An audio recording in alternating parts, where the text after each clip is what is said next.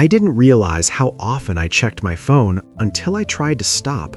Not completely, just less. Less scrolling, less reflex checking, less, let me just see something real quick. And honestly, I thought it would be easy. It wasn't. At first, it felt like something was missing, like I kept reaching for my pocket and nothing was there. Or worse, the phone was there, but I told myself not to touch it. That moment? Weirdly uncomfortable. If you're a student or just trying to get your life a bit more together, you probably know this feeling. You sit down to study, or work, or even just relax, and suddenly you're unlocking your phone without thinking. Not because you need something, just because it's there. That's where I started. So I made a simple rule. For 30 days, no checking my phone unless I actually needed it. No random scrolling, no opening apps out of boredom, no just one quick look. And yeah, the first few days were rough. I'd open my laptop to work, and within minutes my brain would go, hey, let's check something. Not anything specific, just something. It made me realize how automatic it had become. Think about that for a second. Most of the time, we're not even choosing to use our phones. We're just reacting. And once I noticed that, things started to shift. Slowly. Around day 4 or 5, something interesting happened. The urge didn't disappear, but it got quieter, like background noise instead of a loud interruption. I'd still think about checking my phone, but it wasn't as intense. And for the first time in a while, I could actually sit with one task for longer than 10 minutes. That surprised me, because I always thought I had a focus problem. But maybe it wasn't focus. Maybe it was constant interruption. Now here's the part most people miss. When you stop checking your phone all the time, you don't suddenly become super productive overnight. It's not like you wake up and turn into a different person. It's more subtle than that. You just have more space, more quiet moments, more uninterrupted time, more chances to actually finish what you started. And at first, that space feels uncomfortable.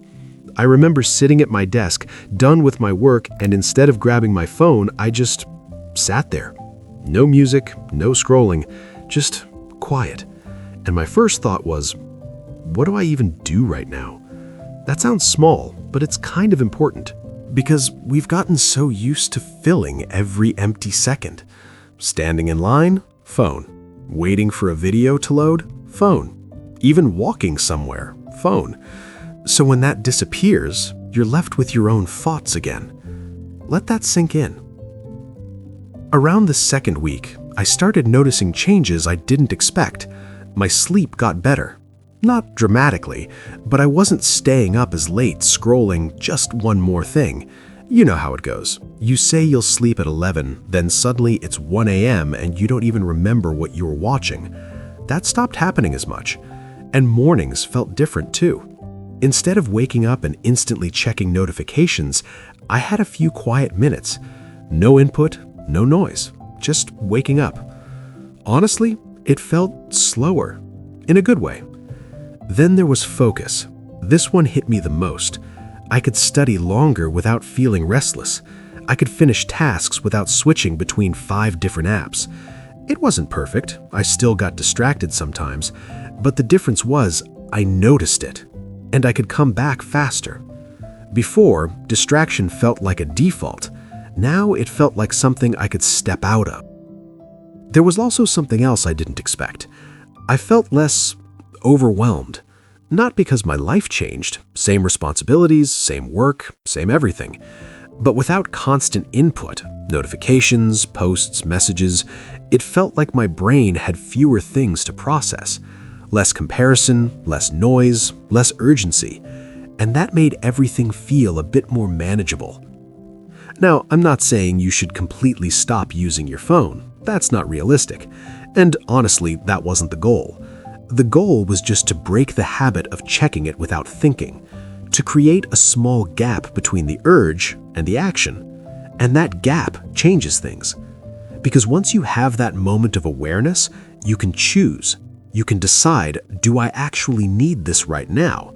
Or can this wait? That's the real shift. It's not about discipline or willpower. It's about noticing. So here's the takeaway. Your phone isn't the problem. The automatic habit is.